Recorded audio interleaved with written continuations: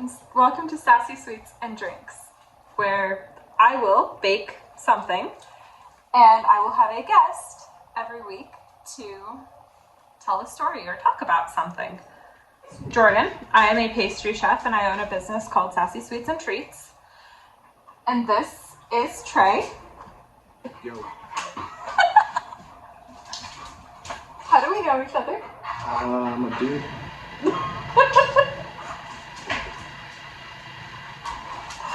This is my boyfriend. And while I bake and he tells a story or something, we will be drinking together. So, what are you going to tell us about today? I don't know what do you want to talk. So recently, I just finished the Netflix series for Resident Evil. Right? And I ate it. And you're kind of familiar with Resident Evil now. We've been playing the games. So like, we played 0, 1, 2, and we're on 3 now. Yeah. So With Jill. Yes. So you kind of understand it. Yeah. But yeah, this show is, they take an important character, in this case Wesker, which you know who Wesker is. Who's Wesker? He's the bad guy. What bad guy? The first bad guy. The first time. Well, they take him and they completely butcher his character. We kind of discussed it before, but a lot of the Resident Evil media that's out there, outside of the games, is hot garbage. Well, not hot garbage. It's just not. So I only remember the third movie, Extinction. and I don't know why I remember that movie, but It's a good one. because I've seen all of them. Yeah, no, the Extinction's probably the best out of those, out of the Mila Jovovich movies. Extinction is probably my favorite. It had a lot of elements in it that are pretty cool.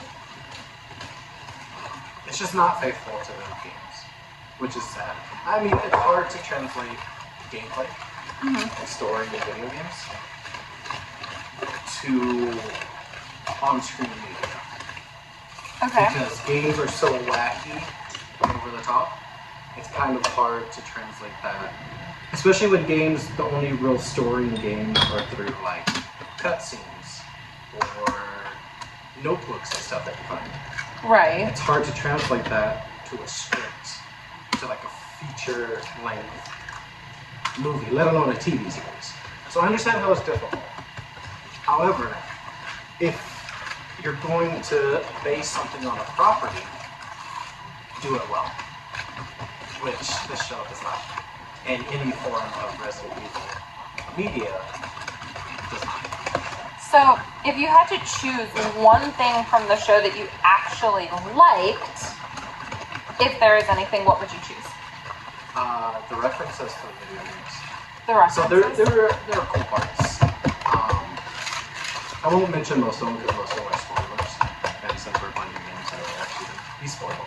Right, of course. But there's a lot of references to Wesker himself and his history in the games, which is cool. It's kind of like, hey, you know, if you know, you know. Which is cool. And he's still a bad guy, right?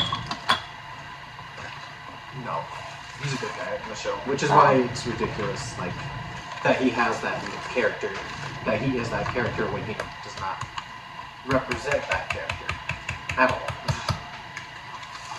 I think I knew he was going to be the bad guy the first, 2 minutes of Resident Evil 1. Right, it takes a certain kind of person to wear sunglasses indoors. Sunglasses inside is not a look. Yeah, it takes a certain kind of person to do that, and he is that type of person to do that. Well, also, in the late 90s, early 2000s, every bad guy ever looked like him. The blonde, slicked back, short hair, Yep. with sunglasses. The very chiseled jawline. They all look the exact same. Yeah, it's pretty much the, I guess, the bad guy in Top Gun. It pretty much is. So really quick, I'm going to interject and just say what I'm doing. I'm making brownies right now. Typically these are gluten-free, but not tonight because I am apparently out of my normal gluten-free flour. My preferred is almond.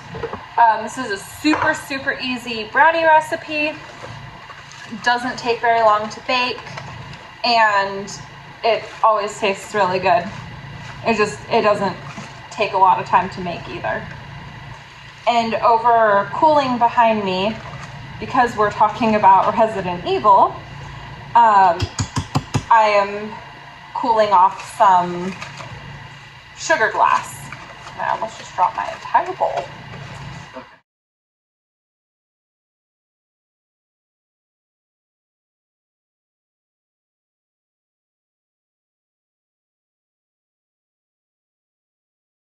Okay, so we're gonna put this in the oven at 350 for roughly 10 to 15 minutes.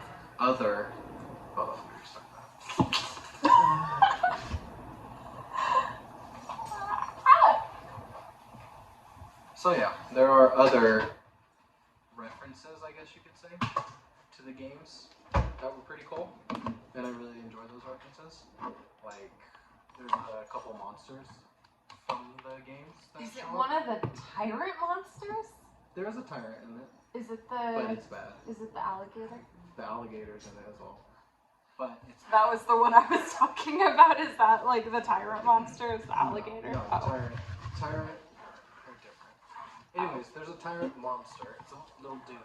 What's that little dude? It's like a normal dude. A little dude. He's in a tube. But it just looks like a normal guy. And you've seen the tyrants so far. Right. The proto-tyrant. They're terrifying. Mr. X, Nemesis. I think in the game so far, my favorite. I've only seen the few, but I think my favorite might be Mr. X. Yeah. Oh, Mr. X is cool. Because he's horrifying, but also he's dressed nicely for being a monster. A little top hat, or bowler hat. He's I think it's a top hat. But he's pretty spiffy for being a psycho. So those are the typical tyrant designs. So can you actually explain the tyrants to me? Because they seem to be more intelligent than normal zombies. Right. So... like, do they actually have, like, cognitive thought and processing? Kind of. So it depends from game to game. But the whole virus of Resident Evil, at least the original one, is the T virus, which stands for tyrant. The T. Right. Tyrant virus. So that's just generic. However, the tyrant monsters are like specifically engineered for different purposes. Okay. I'm not too sure about the first two original ones, Resident Evil 1 and 2. Okay. Mr. X and the original Tyrant. Mm-hmm. But they were specifically bred to be these big hulking things. It's more so elaborated on a Nemesis in Resident Evil 3. Okay, and that's the one we're on, right? Yes. Okay. Where the Nemesis was specifically engineered to kill STARS members. And that's Is that why he kept saying stars instead of just growling? Yes. Like, if you listen closely, he's actually saying so that's stars. his whole MO is just to kill stars. And he was bred, so to speak, to do that. That's horrifying. So, yes and no. They kind of... So, do the movies involve tyrants? Nemesis is actually in the third movie. Oh, is he? Second movie. See, I And he has a big exclusively rocket launcher. remember the third movie, and not even the whole third movie. I just remember random parts of it.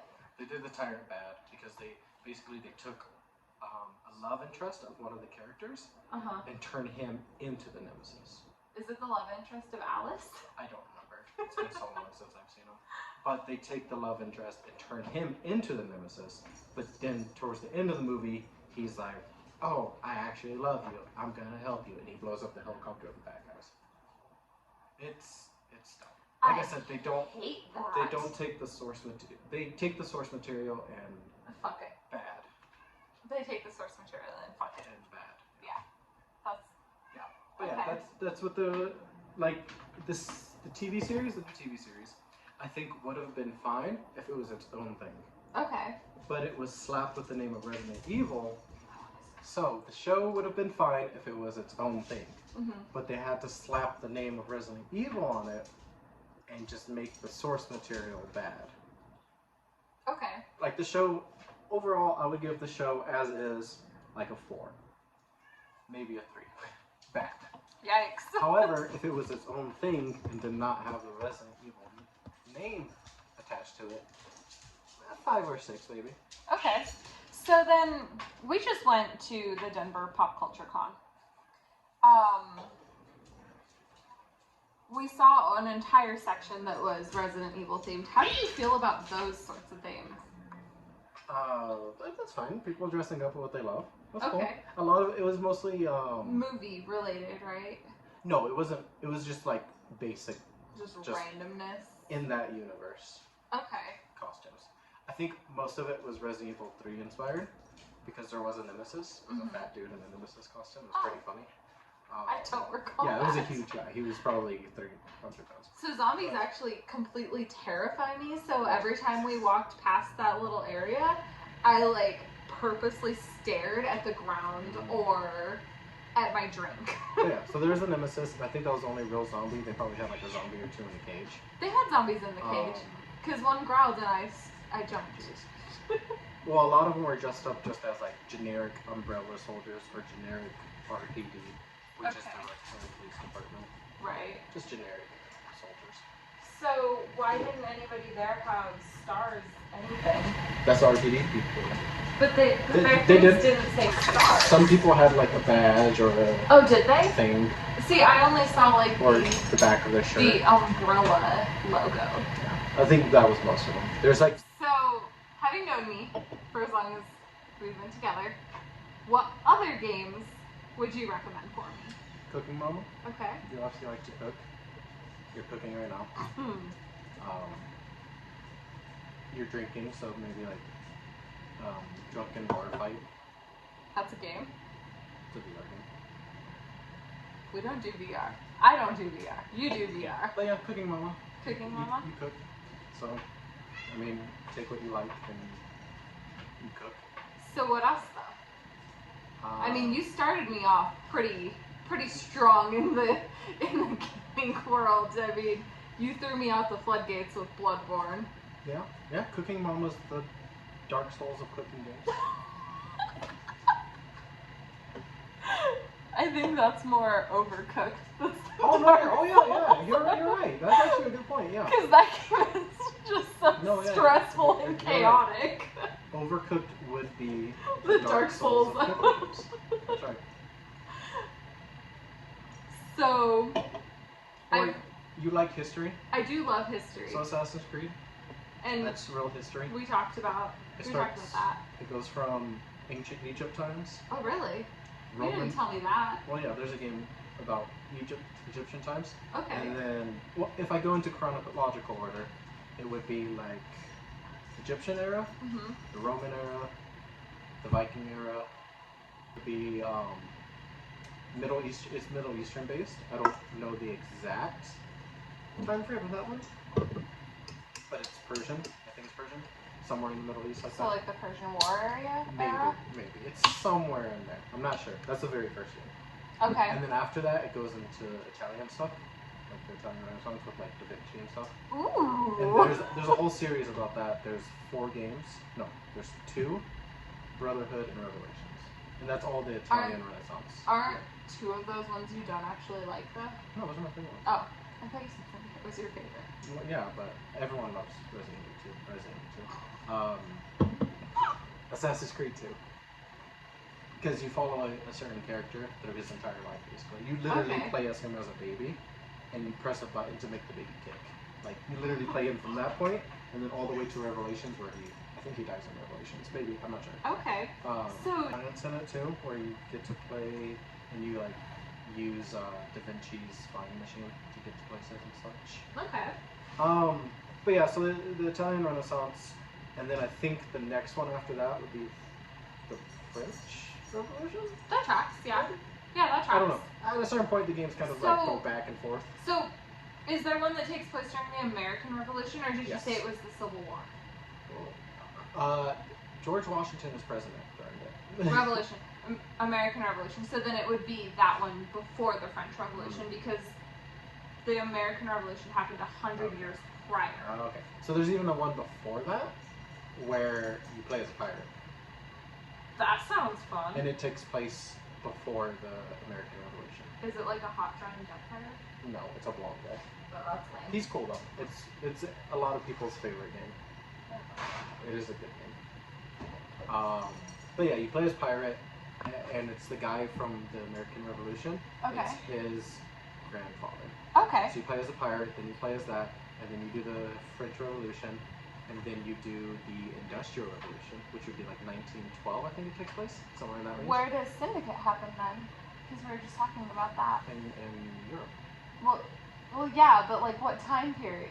The Industrial Revolution. Because okay. Yeah, Syndicate takes place during the Industrial Revolution. Okay, so that would be late 1800s. Yeah, like 18 and then early 19. Mm-hmm. It's like, I think there's a part where you play a little bit in the future, and I think that takes place like 1912.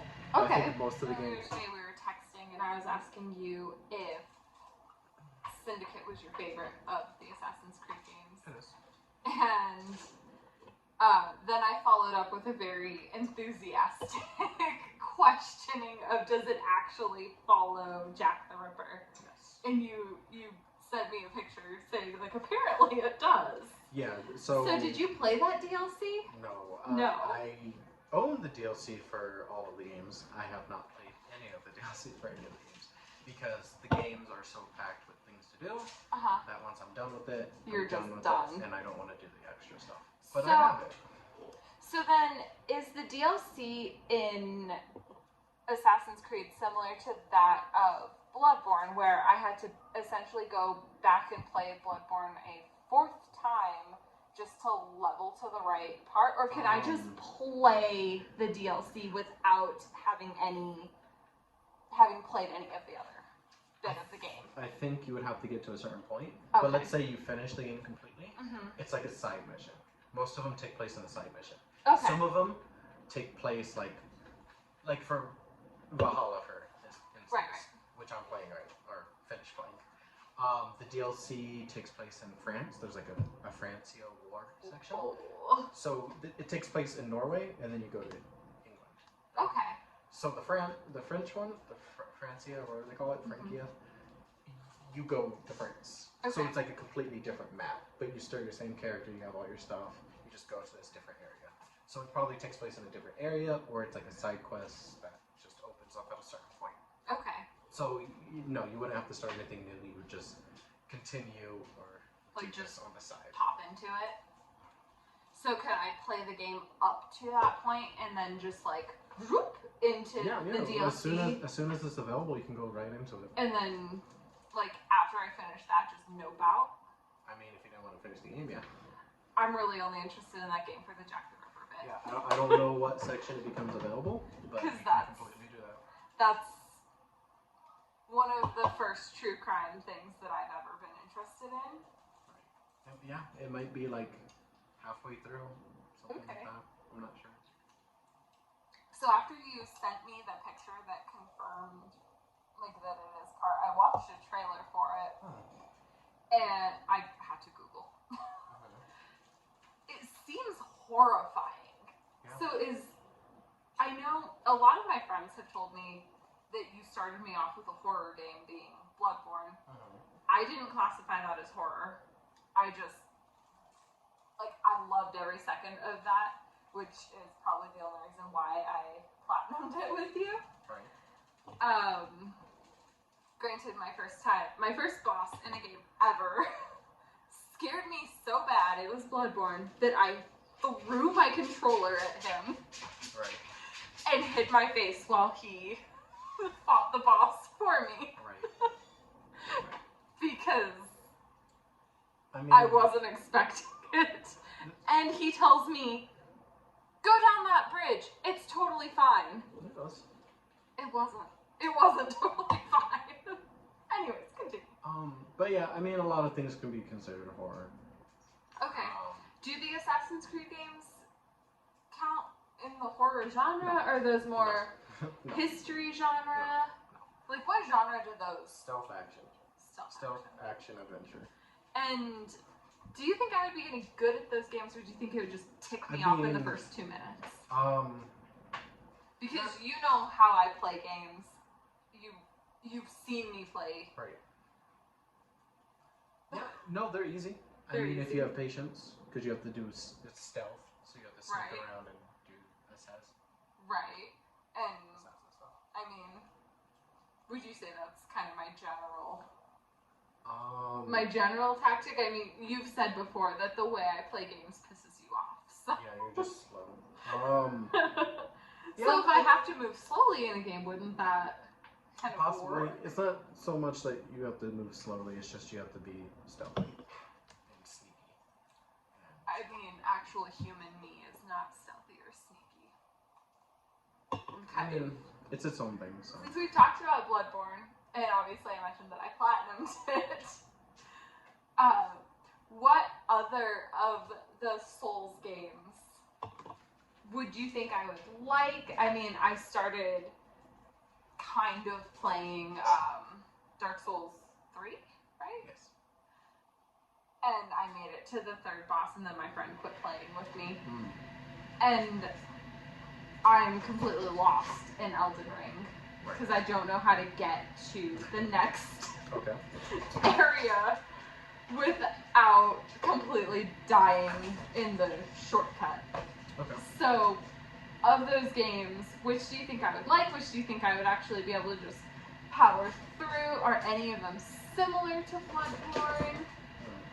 So if you're looking for like hardcore, exactly like Bloodborne by the same developers, FromSoft, you should play Sekiro. And if people know, they know. No, Sekiro is just insanely hard. Of those type of games, I feel like that would be the hardest one. Of the hardest. My favorite is Dark Souls 2. It's the one I played the most. Are you willing to play it again with me? No. It's easy. It's easy. It's probably the easiest one. I thought you said Bloodborne was the easiest. Or did you just tell me that to get me to play it? So out of Dark Souls proper would be the easiest Dark Souls. Okay. By difficulty, yes, Bloodborne's the easiest, and then Dark Souls 2. Okay. And then maybe like Elden Ring, because that's pretty easy. Yeah. I don't know, there's so many Soulsborne games now. There's cyberpunk kind of themed ones with The Surge. There's real dark fantasy themed ones like Mortal Shell. There's more high fantasy, I guess, type stuff, like Chronos Before the Fall, I think it's called. Don't you have that game? Yeah. Where you play as, I think, a kid, and basically, as you die, you age, and I mean, that's typical, right? That's yeah, you get smarter, and then your magic abilities go up. Other than that, I mean, like I said, there's just so many different kinds of Soulsborne type genre. There's one where you play as a rat. There's that one. The other two I had just mentioned. There's what am I thinking of? There's one where you play as like, it's really bad though. It's called Lords of the Fallen, I believe. Nice. But it's bad. Okay. Okay.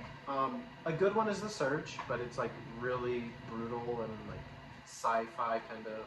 I said cyberpunk, but probably not cyberpunk. It's just futuristic. Okay. And it's pretty brutal, where you just chop off people's limbs. That sounds horrific. You chop off an arm, and you can rip the armor off the arm, and put that armor on yourself. Do you want to do the honors of shattering the glass? Okay, so the other game we're kind of playing, or we started, was the Kingdom Hearts games. And you started that because you know that I am Disney obsessed. Disney, right? So, we started Kingdom Hearts. Right. And because you know how much I love Disney. Right. So, when are we going to play that again? Because I'm into it. You got me hooked on the storyline. And now I have the emoji of what's his face. Sora. Yes. And I use that in my game all the time because every time you use his power up, he screams his one line and it cracks me up. My friends are my power. My friends are my power. Right. I don't know. At a certain point, all the games are pretty similar gameplay wise. So they don't really change the formula. Okay. So it gets a little boring playing them back to back. And with me wanting to platinum them, I put in the extra work. And eventually. One of these days. Yeah. I mean, we are currently on the best one, in my opinion, 2. Okay. We're not playing those in chronological order. We're playing them in story order, right? No, release order. No, okay. That chronological order would be story. Okay. We're playing it in the release. Right. Because there's like references in them that you don't really. It's better if you play them in release order, because then you're like, oh, this guy was this guy, and this guy is this guy. You know. Right. And we're currently on 2, which is a lot of people's favorite. My favorite. It's hard to pick between that and Birth by Sleep. And you said that one I would really like because it has Birth by Sleep. Mm-hmm. Because it has my favorite princess in it. Yes, so Birth by Sleep is a prequel. Okay. To the games, kind of. And you said there's a movie, right, that we have to watch? Yeah, there's a movie that like takes place in the very beginning of this saga. Okay. And do I need to be in any kind of like emotional state to watch that movie? Because the games, especially with the what's his name? The not Sora. Roxas. Yes. Okay. Like that made me really sad. Because his friends. Yeah. Oh, I just want to have a summer vacation with my friends. And then like my summer vacation is over. He forgets his best friend. Like, yeah, not cool, bro. Not cool. Yes. So because like my best friend would probably slit my throat if I forgot either of them. Right. No, that is sad. The games, other than that, aren't too sad. I guess you could say the end of Birth by Sleep is somewhat sad. Okay. Because, so each game kind of harps on the whole idea of a group of 3 friends, and it's usually 2 guys and a girl. Like, in Kingdom Hearts 1, it's Sora, Riku, and Kairi. 2 guys and a girl. Kyrie's inside me. Yes, Kyrie's inside of you. In Kingdom Hearts 2, it is, once again, Sora, Kairi, and Riku. But not Kairi, right? Because we played that one, didn't we? No, she's in that one. Because remember, she gets the bottle.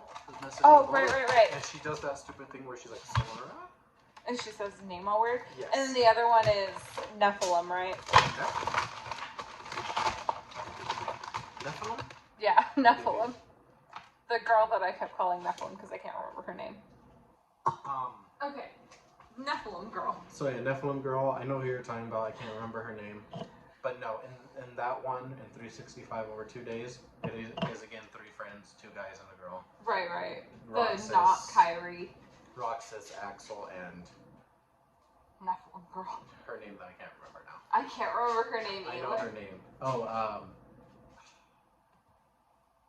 don't know. Anyways, yeah, so those games take that same place. There's not really another sad part, so to speak. Because it's not the right color. What color is it supposed to be? Blood's dark. Well, it's not purple. Congratulated blood. This is purple. It's zombie blood. Zombie blood purple. Is zombie blood purple? Zombie blood in the game is brown. No, in a lot of releases, they change the color of blood for whatever reason. Sometimes it's green. Isn't that actually because blood is, like, startling to younger viewers? No. No? It's completely a culture thing. So, like, Resident Evil is a Japanese game. Okay. And in Japan, there's a weird thing with violence. Not like America's, like, violence is fine. Like, they have violence everywhere. But in like, Japan is like the other way around, where violence is a big deal. Mm-hmm. So they changed the color of blood a lot to green, black. Sometimes it's just a white mist or a black mist. Not like a mist, but like a fog covering it. That's not the actual weird. No, not the actual blood itself, but they like put a mist over it. Over the body, right? So you don't see like it. make it less. And that's another thing they do in Kingdom Hearts 2. At one point, they so you fight the Hydra from Hercules. Gross. So I don't know if it's in the Japanese release or the American release, but they changed the blood of the Hydra to green. Okay. Or black instead of what it actually is supposed to be. I think in the movie, its blood is not red. That is probably the American release that they change it to whatever color it's changed. I don't remember if it's black, it might be green, I don't remember. So yeah, it's just a weird thing with blood. I mean, blood is kind of creepy. Not a fan. I think blood should remain inside the body. Mm-hmm. And Tell that to females, everyone. I am a female. And I still would prefer my blood to remain inside my body. Right. Because, yikes. Right. So we're coming to our end here. If you were to tell me to go play a game right now, like as soon as we finish this video, what would you tell me to go play? I mean, with what we just spoke, probably Assassin's Creed. Okay. Not off the top of my head. I mean, Because it's really a loaded question with me because there's just so many. There's so many, but you know me. I You know. know me on a different level But than most people know me. Probably that, just because it's in my mind right now. And so this did not come out as I hoped it would because I flipped it too soon and it was still hot. But brownie with shattered bloody glass all over it. I guess very spooky zombie-esque. We've been talking about super bloody, gory, gross games. Right. That are also simultaneously awesome and fun. Right. We have a shattered glass brownie. And obviously the shattered glass is fully edible. Okay. That's good. So I don't have a bloody mouth. Yeah, I don't recommend eating just normal ass shattered glass because that doesn't end well for anybody. Right. Might come out a little bad too. Oof. Going in and coming out. Oof. I didn't even think about it coming out. I think that would be worse than probably eating it. But I mean, you're to each their own. probably not wrong. I'm sure there's somebody out there that is offended by that. Offended? Yeah. People get offended over everything nowadays. So, here's a bloody brownie. Ooh. And I think that's actually what I'm going to call it, is bloody brownies. Bloody brownies. Just show your hands. My hands are red, like I've been dipping them in blood. Glass is hard to eat, okay? I think it's just a big piece of glass. Don't eat glass, kids. Good PSA. Don't eat glass. How's the brownie itself? Oh, I love brownies. Do you love brownies your girlfriend makes? I think my brownies are better though. My mochi brownies. Your brownies are pretty freaking good. But they're good. I like brownies. This is my own recipe that I kind of just made up. Okay. So thank you for tuning in to my first episode. You can find me on Instagram and Facebook at Sassy Sweets and Treats, where I actually bake professional things sober, unlike baking tonight not sober. I hope you keep watching. And if anyone wants to find me, I just started a podcast as well about video games. So I ramble about that for an hour or so. We're a very supportive couple. You can find that on most things. I think it's on Spotify, Apple Music, Google Podcasts, Amazon Music. And I think we're going under the title of Inventory Full. I think that's going to be the title. That's on Twitter as well. And then I also have Instagram where I post video game stuff. And that's just FuryDude12. FURYDUDE12. So yeah, if anyone's interested to hear about video games, there's that. I'll post the recipe for these brownies and the glass in my description. And I hope you tune in again for next week's episode of whatever I decide to bake and whatever we decide to drink.